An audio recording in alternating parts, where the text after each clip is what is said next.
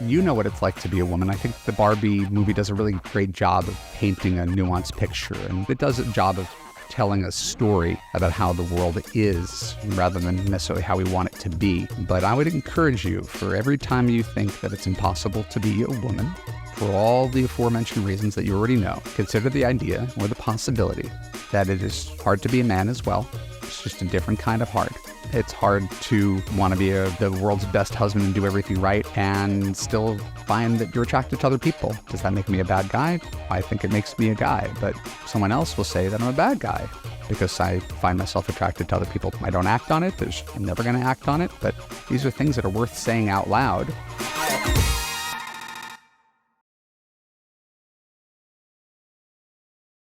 Hey, it's me, Evan, and I am in a really leisurely space right now. I'm generally pretty high strung. You might have picked that up, but it's recording on a Friday afternoon. Kids are out of town. Wife is grocery shopping for a backyard birthday party that I'm having this weekend. And I got a list of things that I want to talk about. I'm only going to do one thing at a time. I'll probably record a few podcasts today, but the first one I wanted to talk about is something that's been in the news, so I don't want to wait too long to talk about it, and that is the Barbie movie. This is now sort of part of our cultural zeitgeist. If you haven't been following, the short version of it is that Mattel licensed their property Barbie, turned it into a blockbuster starring Margot Robbie and Ryan Gosling as Ken. And in the movie, the premise is that, I don't think I'm giving anything away with spoiler alerts. The premise is that the Barbies are really happy and they live in Barbie land and everything is perfect in Barbie land and women dominate everything. And there's President Barbie and there's Dr. Barbie. And the Kens are just, handsome doofuses who live to serve the Barbies. And then Barbie has a moment of awakening and discovers the real world. And in the real world, the roles are reversed and it's a patriarchal world and people catcall her and she doesn't get the same respect because of how she looks. And men, including Ken, realize they have more power in the real world and then come back to Barbie land to try to wield their masculine power before the women turn the tables on them and restore order to Barbie land. That's about all I'll say about it without actually giving everything away. I'll just give most of it away. And I saw it with my wife. I saw it with my two kids, boy and a girl, 11 and 12. And coincidentally, I got this email the next day. It's as if someone was spying on me. Hi, Evan. I've only recently discovered your site. I'm finding your videos on YouTube really interesting and helpful. I just saw the Barbie movie and I hope you'll do a piece on the changed patriarchal Ken and his desire to have a long-term, long-distance, low-commitment, casual girlfriend. It is everything you've been saying to avoid getting into, and therefore, as the film has such reach out there, it would be shame not to do some direct commentary on it. I just ended a relationship with a man wanting to do a Ken on me, so it's very appropriate. And amazingly, we are in our 60s, so it's by no means something that just the younger patriarchal Kens want to try on. Thanks for your wisdom and your sharing. Yours, Carol, in the UK. Yeah, the patriarchal Ken, and I don't like using the word patriarchal over and over again. I think it overstates the case about how much power men have. And we're not just talking about the guys in the Fortune 500, but on a day-to-day basis, if you ask most guys, do they feel like they have power over women? The answer is no. But that does not mean there's not historical patriarchy that is worth exploring and looking at. I don't think of this as a patriarchal thing. I think of this as like a selfish thing. If there's a guy who can say or do what works for him completely on his terms, it would be like, hey, could I have a job where I come in for 1 hour a week and get paid $1 million for that hour, and someone gives you that job? You say yes to that job, right? Because it is all win and no loss. And like that's sort of a no-brainer, I would think. When women agree to have sex with men who put in no effort, it's the equivalent of him getting the job where he could show up once a week for $1 million. Again, a slight exaggeration. Depends on how good the sex is. That was a joke. But imagine a guy says, hey, I'm a busy guy. I have an important job.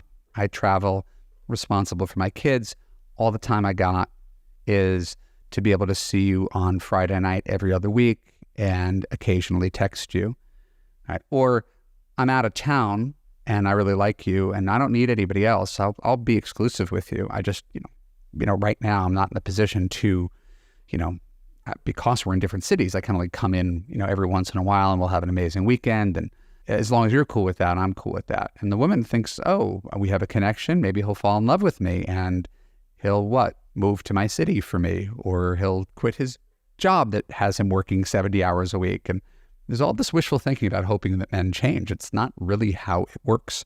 It was really funny in the movie where this Ken talked about how he wants to be in a long-term, long-distance, low-commitment, casual relationship. That was so familiar because men are never going to come out and say that. They're just going to do that. So is it on them for wanting something that takes zero effort but gives them all the rewards they want? The long-distance booty call that requires no brain space, no emotional availability, right? Completely on his terms. If you sign that contract, that guy has no incentive to renegotiate that, which is why we never even start on that path. I don't think this is something that is inherent to younger men. It's largely consistent with men who could easily separate sex from emotion and are glad to have, it's the old Charlie Sheen line. I don't pay them for sex. I pay them to leave. If a guy doesn't want or need that kind of real integration and connection and you're okay with it, then it works for him. He's not going to stop. He's not going to kick you out of bed. He's not going to stop the gravy train. So that's ultimately up to you, not to blame Ken or the patriarchy for the decision to be what we call in Love You, the permanent intern rather than being the CEO. A couple more observations I want to make about Barbie. I don't want to do 45-minute podcasts, but I do want to share some of what I thought while I was watching the movie and some other things that sort of popped up around it. Number one, I was really surprised that my wife was moved by it. My wife is generally happy-go-lucky, basically apolitical, moderate on most things, like I'm moderate on most things, leaning towards liberal, but, certainly wouldn't call herself a prototypical feminist, not a particular lover of Barbie. We didn't go dressed in pink. We kind of went because people talked about it as a good movie. And it was a good movie, I think, after it hit its stride in the second act. I'm sorry, I'm a screenwriter. I got to talk like that. And so at the end of the movie, she came out and she was just a little misty-eyed. And she's like, that speech really got to me. And the America Ferrera speech at the end, where she talks about how difficult it is to be a woman and the many contradictions there are. You have to be thin, but not too thin. And you want to be strong, but not bitchy. And you want to have your ambitions, but you don't want to make men uncomfortable, and you want to set boundaries, but you don't want to be seen as cold or aloof. I'm paraphrasing, but the many contradictions, real ones, that come with being a woman. And I do get a window to that every day as a coach for women, to listen to them tell me their version of their life story. I thought it was an amazing, powerful speech, but I was really surprised that it hit my wife because she's not a career woman in the same way. She had a career for 16 years before we had kids, and she went on eternity leave. I'm going to trademark that, so don't even bother. But she went on eternity leave when we had kids and never went back. And so I was really surprised. And she said basically that the perfectionism is just so deep in her blood, and she got it from her mother and she got it from her grandmother, which is, again, really one of the only issues we have in our relationship is, hey, we're having a party this weekend and it's going to take my wife 72 hours to prepare for the party. And the party's just a 4-hour party and we're getting catered food, but everything has to be just so. It's like every time we have someone to our house, it's the equivalent of having a wedding. We have to have the floors cleaned. She has to get her eyelashes done. It's this sort of self-imposed perfectionism, which she's not doing it for me. And it's not for the male gaze. I'm not sure if she's doing it for what other women think. If she's doing it for herself, I should probably ask. But it's definitely something that I see more in women, where you could see guys who are like, they'll let their bellies hang over their thing, or they're not going to engage in as much hygiene, for example, or dress up for every date like women do. There's just a little less focus on the external, which as a woman, you might say, well, that's too bad. They need to focus more on it. But there's also just more of an allowance for imperfection, I think. And I'm not sure if it's society and patriarchy or if it's women themselves judging women for their imperfections. But I do think there's something that's paralyzing about it that is somewhat societally unique to women. And I found the speech to be really powerful and refreshing. And, one of the things with my wife and I is I like to have real conversations with her at the end of movies. And sometimes she's like, I liked it.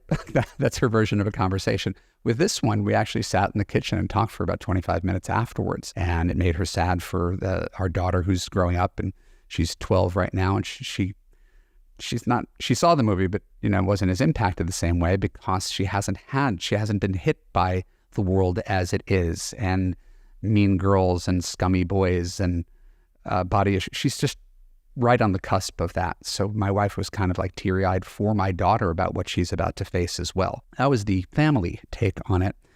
And then per the speech at the end, which again was a rousing speech about the contradictions of being a woman, my friend Megan Down, who has a wonderful podcast and Substack called The Unspeakable, wrote a version of that speech for men. Now, if I wrote that speech, it would turn out different, right? So this is not to impugn the speech. I'm sharing the speech because I thought it was interesting, but I think a speech would come out even different if a man wrote it. I just didn't want to do that much prep to write a rousing Barbie speech today about the contradictions of being a man.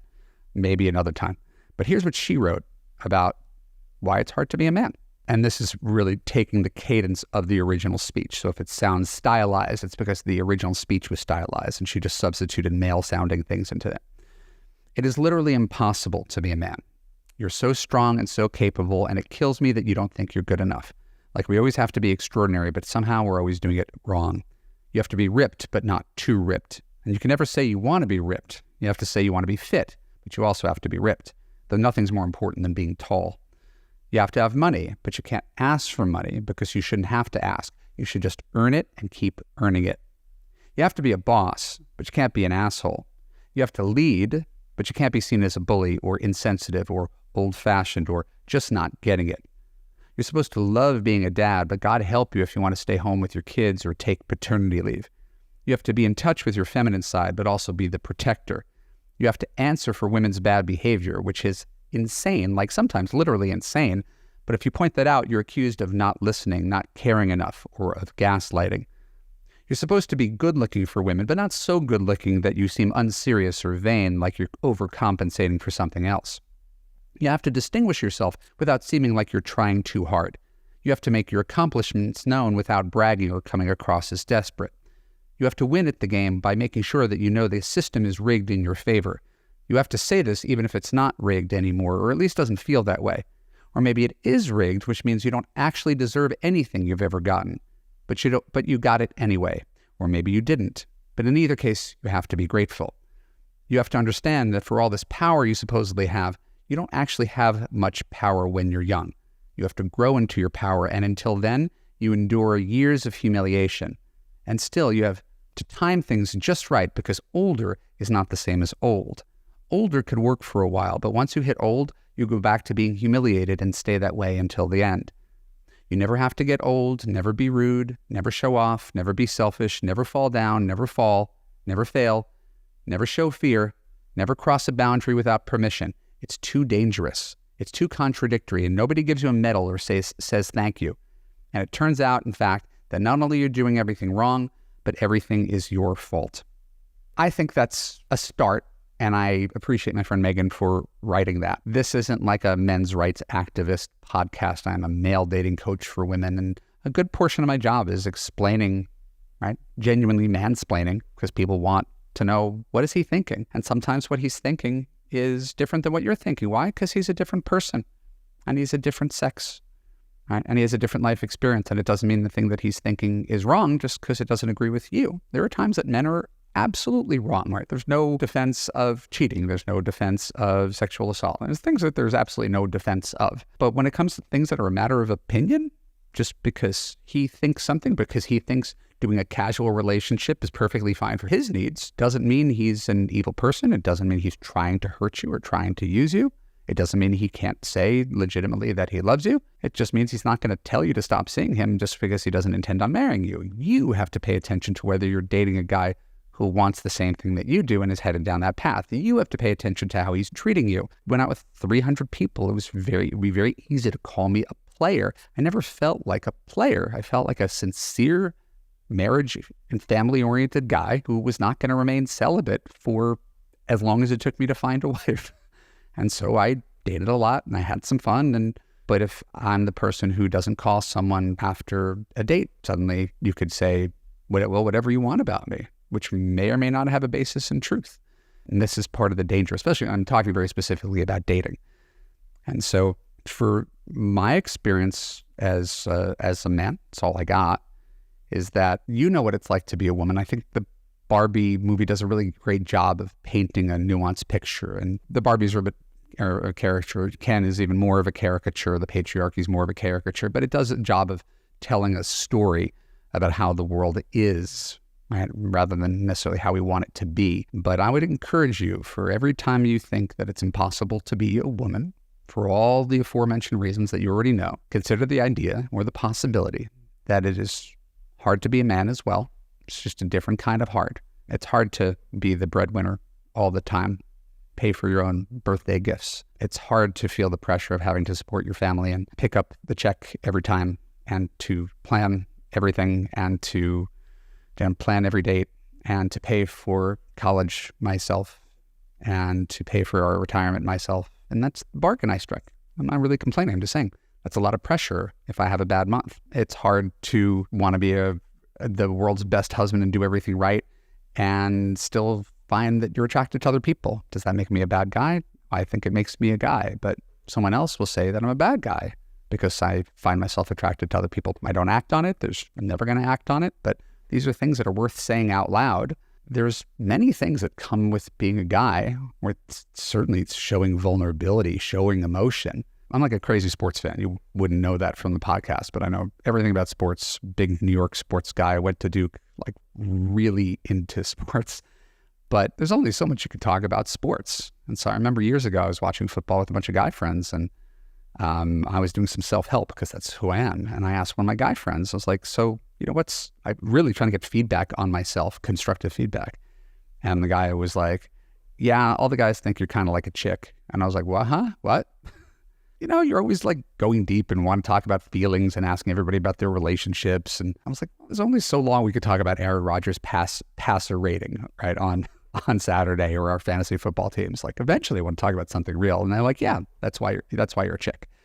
And that's what it's like to be a guy, is just the hint of sharing anything in certain circles is frowned upon. No guy is ever going to compliment you. Women compliment each other all the time. No guy is going to give you a real sincere hug. You don't get a little bro hug. You don't ever get a real sincere hug from a guy. Women touch each other all the time. It's a more lonely, stoic world. So if you ever want to understand why guys are the way they are, where we parse it out and separate sociology from biology to, why guys are the way they are, I think it's just useful to know that we're having a different experience, and that the majority of the men who write to you online, even if they're unattractive to you, even if they're stupid for you, they're probably normal human beings who are sad and lonely and confused about why it's so hard to make a living, get respect of women, be attractive, be a man, be sensitive enough, all those internal contradictions, right? Oh, we need a guy who makes a lot of money. Well, to be a guy who makes a lot of money usually means you have to work a lot. Usually if you work a lot, you're not as emotionally available. You find a guy who's emotionally available because he's a high school English teacher who's home at 4. You say, I need a guy who makes more money than the high school English teacher. Right? I want a guy who, right, is over 6 feet tall. That's 14% of the population. Why does that have a lot of value? Don't know, but it does, the same way that being thin with big boobs has a lot of value, but it's not the measure of a person. So we're just kind of constantly overlooking each other and diminishing each other's humanity. And so if you get anything from the Barbie movie, and I do suggest you watch it, it's entertaining, it's funny at certain points. There's definitely some laugh out loud moments. Realize it's not what all the caricature critics are saying. It's not the right wing saying that this is, some like,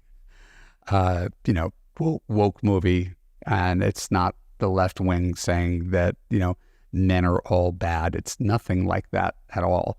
It is a unique exploratory look at gender roles and expectations in 2023.